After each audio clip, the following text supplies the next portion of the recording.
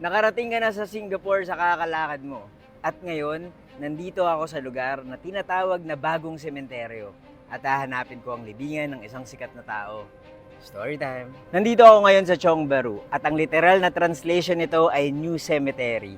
Dati, isa tong libingan na transform nila into a residential area. Ang Chong Baru ang oldest housing estate sa bansang Singapore. Pero ngayon, hindi mo na maiisip na dati itong libingan kasi isa na tong tourist attraction at marami na ring magagandang shops dito. Pero nandito pa rin nakalibing ang isa sa mga prominent na Singaporeans at yun ang hahanapin ko ngayon.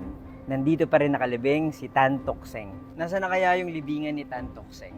Ang daming magagandang puntahan dito sa Chong Baru at sa totoo lang, tuwing bumibisita ako sa Singapore, isa to sa mga madalas kong pinupuntahan. If balak nyo pumunta sa Singapore, you can fly via Cebu Pacific Air. Yun yung airline na sinakyan ko papunta dito. Sobrang okay dahil low fares, safe at very convenient. Ang ganda pa rin ng Chong Baru kasi na-preserve pa rin yung old aesthetic pati yung art deco kahit na madami ng development na nangyari. Ang dami ring turista at saka mga cafes dito. Sobrang aesthetic, pero nasaan na ba yung libingan ni Tan Tock Seng? Ang ganda talaga dito sa Chong Baru. Worth visiting na tourist at heritage destination. Malapit na ako sa libingan ni Tan Tock Seng. Si Tan Tock Seng ay isang businessman na may malaking contribution sa Singapore. Siya yung nagpatayo ng Tan Tock Seng Hospital at Tin Hong Keng Taoist Temple. Namatay si Tan Tock Seng noong 1850. 52 years old lang siya noon. Nilibing siya sa isa sa mga sementeryo dito sa Singapore, pero may ginawa sa katawan niya.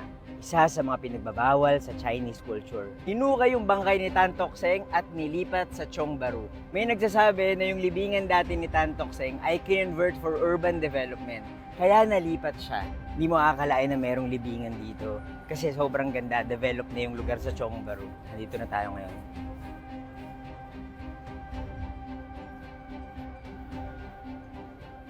Grabe.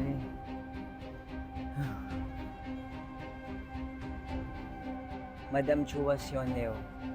Naku, hindi pala to yung libingan ni Tan Tock Seng. Sa daughter-in-law pala niya to. Nandito lang yung libingan niya eh. Hanapin natin.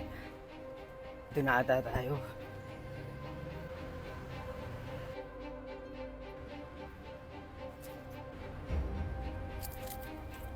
Tan Tock Seng JP. Ito na nga yung libingan niya. Doon siguro nakahimlay yung katawan niya.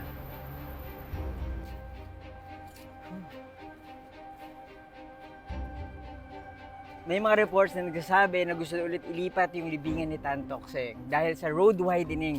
Pero hindi naman nangyari. Mabuti naman at binibigyan ng respeto yung mga importanteng tao sa bansang to.